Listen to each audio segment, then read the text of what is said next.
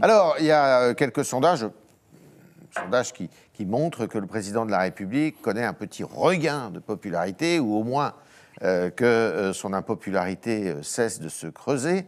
Elle a été forte pendant la crise, le débat sur les retraites. Et il se trouve que c'est, de mémoire, la troisième fois, je crois, que, après une baisse quand même assez forte, après les Gilets jaunes, il a repris un peu des couleurs. Et après la crise sanitaire, il a repris des couleurs. Et là, on le croyait définitivement en calminé. Et il reprend des couleurs aussi. Est-ce que c'est dû à quoi, d'ailleurs, Martial Foucault? Je vois deux raisons. La première, c'est qu'au fond, alors, il pouvait essayer de rejoindre le club très fermé des présidents impopulaires, dont le chef de file François Hollande avait atteint 13%. Oui. Il était autour de 19-20%. On donne des chiffres parce que c'est important, quand on parle d'impopularité, d'avoir quand même ces références. Cette dynamique à la baisse a été cassée, je crois, tout simplement par alors, c'est pas seulement le plan de 100 jours, c'est que depuis maintenant un mois, Emmanuel Macron occupe l'espace quotidien. Il est très présent. Médiatique, au gré d'interventions et de déplacements en France, de déplacements à l'étranger, se permettant de commenter aussi l'actualité politique française à l'étranger, ce qui est quand même une nouveauté. Oui. Et donc, effectivement, il a cassé cette dynamique à la baisse. Et ça, les Français lui sont reconnaissants, au fond, d'être sorti de sa tour d'ivoire, puisqu'on lui a fait le reproche pendant tout le débat des retraites de ne pas être intervenu. Il y a une deuxième raison qui, à mon avis, ne tient pas à l'action d'Emmanuel Macron. Quand on regarde dans le détail cette popularité renaissante, on observe que ce sont essentiellement les électeurs qui avaient voté pour Emmanuel Macron en 2022 et qui, depuis le mois de octobre-novembre, s'interrogeaient sur son action, qui le rejoignent de nouveau. Donc, en fait, il récupère ces électeurs qui étaient un petit peu exaspérés par ce débat qui n'était pas suffisamment cadenassé par le président, qui faisait de cette réforme de la retraite un peu l'alpha et l'oméga de son début de mandat. Donc c'est un électorat c'est un rééquilibrage. Oui, c'est un électorat et diplômé, quoi. Diplômé, les catégories supérieures, métropole. Ouais. Et c'est important par rapport à ce que l'on disait tout à l'heure, qui n'ont pas fait de la réforme de la retraite l'essentiel du choix de vote pour Emmanuel Macron. Donc c'est important de voir que c'est un électorat qui se dit finalement il n'y a peut-être pas aujourd'hui d'alternative dans l'offre politique française. En fait, c'est vrai que Emmanuel Macron est tout seul sur la scène politique. Ouais. Et non seulement il est seul sur le centre droit, son espace, mais en plus il est seul face aux extrêmes.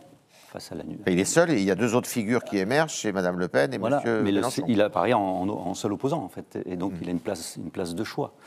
Moi, je verrais deux autres raisons purement techniques. C'est qu'on arrive à la fin d'une séquence très pénible des retraites très longues. Ouais. Et donc, je pense qu'il y a dans l'opinion un ras-le-bol, en fait, une envie de passer à autre chose. Ouais.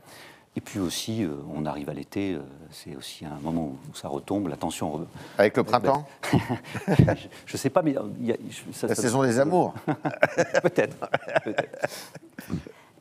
Moi, je trouve que l'absence d'alternative dans son espace politique est un élément fondamental. Et c'est pour ça qu'on en est au troisième rebond, c'est qu'à chaque fois les gens se retournent, ils se demandent qui pour faire mieux que lui. Dans cet espace, les gens répondent personne. Donc par défaut, Emmanuel Macron remonte. Première chose. Deuxième chose, malgré l'hostilité exprimée à la réforme des retraites dans l'opinion qui, d'après les sondages, est ultra majoritaire, si Emmanuel Macron reconstitue son socle électoral, c'est parce qu'il a tenu. Et on peut même si ça paraît paradoxal, être à la fois opposé Ouais. à la réforme des retraites et reconnaissant au président de la République Il a été constant, là. de ne pas avoir cédé devant la rue. C'est la prime aux gagnants. Alors, il y a peut-être deux autres raisons, d'ailleurs, qui sont parfois évoquées par les commentateurs de sondages. Alors, je m'appuie pour ce thème sur un sondage, notamment, c'est un sondage BVA pour RTL, qui lui donne 4 points de plus par rapport à là où il était. C'est-à-dire que je crois qu'il était à 29% de popularité dans cet institut et qui monte maintenant à 33, 34%. Enfin, c'est pas tellement. Hein, faut relativiser tout ça quand même. Mais alors, il y a deux explications. Il y en a qui disent il a fait des sorties importantes sur le plan thématique, notamment sur l'industrie. Il y a eu le sommet Choose France où il a montré aussi que la France était entrepreneuse et entreprenante plutôt et qu'on pouvait investir dans notre pays. Et puis aussi, dit-on, mais je ne sais pas si c'est vrai, que toutes les séquences, et on est en plein dedans, mémorielles entre Jean Moulin, le Conseil national de la résistance, le Mont-Saint-Michel aujourd'hui, il célèbre le commando Kiefer sur les plages du débarquement. Et bientôt, ça sera le 18 juin, où il sera au Mont-Valérien avec Manoukian, le réseau Manoukian. Tout ça peut aussi avoir un impact sur l'opinion publique. Oui, on sait que les présidents s'en sont toujours référés à l'histoire quand leur cote de popularité était en berne. Donc évidemment, cela compte à mon avis, mais les Français ont aussi un réflexe légitimiste. Et quand vous avez évoqué les moments de crise et ensuite la cote de popularité qui repart, là nous avons quand même vécu une crise politique. Et évidemment, en fait, le seul réflexe qu'il peut y avoir derrière, c'est de trouver un espoir dans la personne qui gouverne quand même, surtout quand Emmanuel Macron... Oui, mais Nicolas Sarkozy, il aurait aimé avoir ça, il n'a jamais eu. François Hollande, il aurait aimé avoir ça, il ne l'a jamais eu. Oui, mais c'est vrai qu'il ouvre aussi, comme vous l'avez noté, plusieurs grands chantiers. Ouais. Et donc, on peut se dire, finalement, il ne baisse pas les bras, alors même qu'il était contesté. Et c'est peut-être ce qu'avait fait le sel de sa réussite au départ Emmanuel Macron. C'était de dire, je fais fi des oppositions et je garde un cap parce que je veux réformer la France. Ouais. Et c'est peut-être au moins ce qu'on peut lui reconnaître aujourd'hui. Oui. Il faut rajouter un point, parce que parfois on est un peu perturbé par cette mesure de la popularité. Ça veut dire quoi ? Qu'est-ce qu'on cherche à obtenir de la part des Français interrogés ? La popularité, c'est une mesure qui a bientôt 50 ans. L'IFOP a créé dans les années 60 l'outil que l'on peut suivre. Et c'est vrai qu'avant, c'était une fois par semestre. On avait une mesure. Donc quand on répondait, c'était le thermomètre pour 6 mois. Bon, aujourd'hui, c'est presque une mesure par semaine. Et quand on prend, vous parliez du sondage BVA, je regardais le sondage YouGov. Alors là, c'est plus 8 points pour Emmanuel Macron en 2 mois. Bon, mais, donc ça veut dire qu'il y a quand même une tendance à la hausse.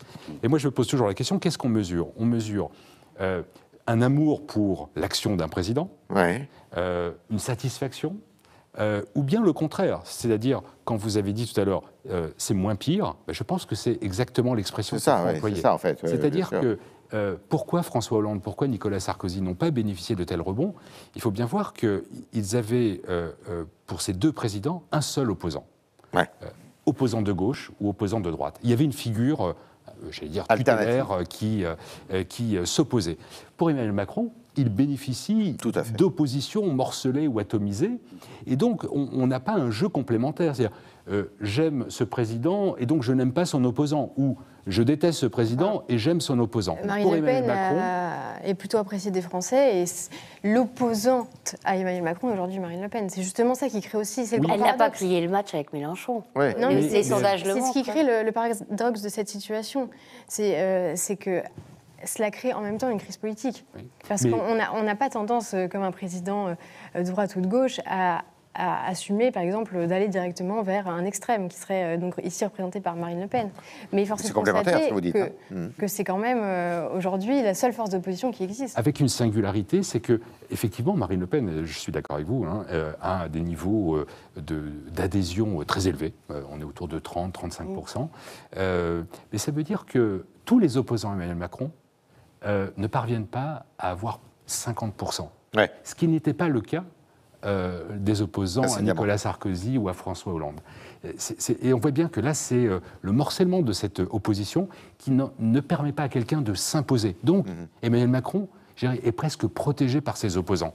Hein, le fait qu'il n'arrive pas à dominer dans l'opinion publique comme un acteur politique aimé des Français, eh bien, le protège. Et donc, au gré des événements, il faut peu de choses, hein, une actualité. Bien sûr, bien sûr. Et là, on peut, je pense, reconnaître à Emmanuel Macron qu'il s'en sort plutôt bien sur ces opérations de communication politique. Alors, en même temps, il y a Elisabeth Borne qui suit un peu la même tendance. Est-ce qu'il a intérêt, est-ce qu'il va changer de Premier ministre ou de Première ministre d'ici au 14 juillet, alors, ou après le 14 juillet? Alors, pour raisonner sur le fond, je trouve que le changement de Premier ministre doit procéder du projet politique. Ouais. La question que je me pose, c'est est-ce que le sursis d'Elisabeth Borne, je parle de sursis parce qu'on sait qu'elle l'agace terriblement, d'ailleurs il ne se prive pas de la sermonner quand elle tient des propos, par exemple, sur Pétain, sur le Pétain et le Rassemblement national. Donc on sent que c'est pas... Vraiment, il y a une tension, une mésentente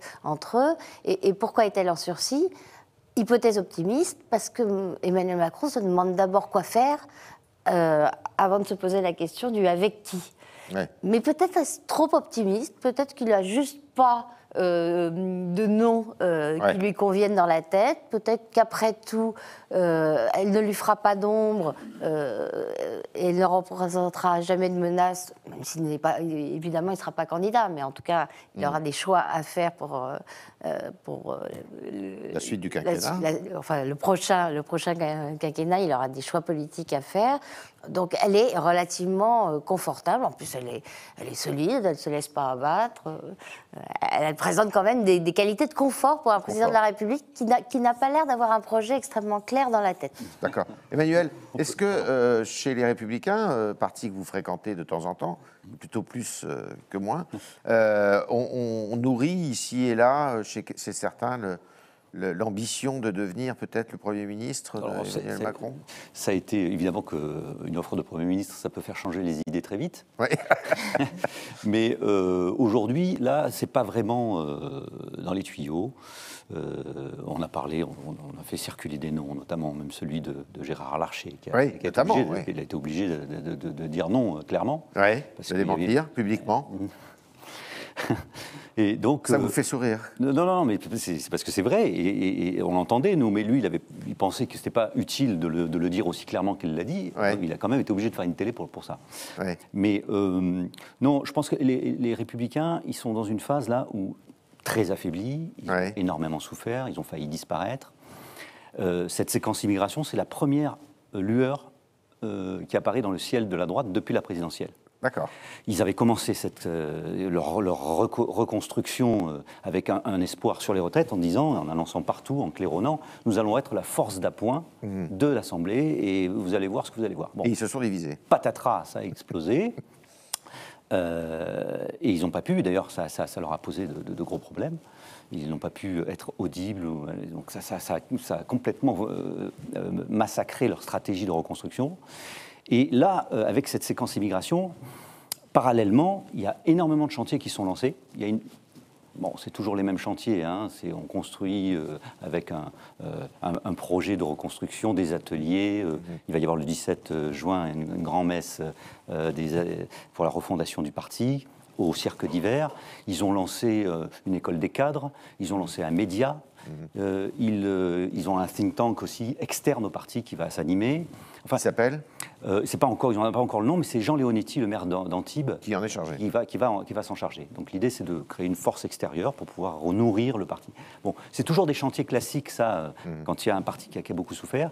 Mais aujourd'hui, la vérité, c'est que Éric Ciotti, qui est arrivé dans le jeu sans imaginer les problèmes qu'il allait avoir à résoudre. Ouais. Et Éric Ciotti est en train de construire quelque chose, une offre, et c'est un peu difficile de savoir ce qui va se passer, mais en tout cas, il est en train d'organiser les choses pour que, si un rebond est possible, ce soit possible. Et l'immigration, le projet d'immigration, c'est vraiment le symbole de cette stratégie. Ouais. Il y en aura d'autres. Basilise, il y a aussi le fait que le président de la République, on l'a évoqué, ne peut pas se représenter en 2027. Donc pour lui, le temps va commencer à être long dans très peu de mois. Hein. Son autorité même risque d'être un peu contestée et contestable. La question qui se pose à Emmanuel Macron, c'est qu'est-ce qu'il veut faire? Est-ce qu'il veut un héritier ou est-ce qu'il n'en veut pas? Ouais. Donc moi, je n'ai pas du tout la réponse aujourd'hui. Je ne sais pas si lui-même l'a, finalement. Mais c'est ça qui va se jouer aussi. Est-ce qu'il va vouloir aller au bout des chantiers qu'il va lancer pour marquer l'histoire, en tout cas marquer au moins ce deuxième quinquennat? Et est-ce qu'il va vouloir ensuite lancer quelqu'un à sa suite? Ou bien est-ce qu'il va tous les laisser se disputer cet héritage? Votre pronostic, Judith? Ouais, c'est très difficile de savoir parce que il cache son moi, jeu. Ce qui me frappe depuis le début, depuis son élection de 2017 chez Emmanuel Macron, c'est son côté Frégoli. Vous voyez, Frégoli, c'est ce personnage transformiste qui change complètement au gré des situations.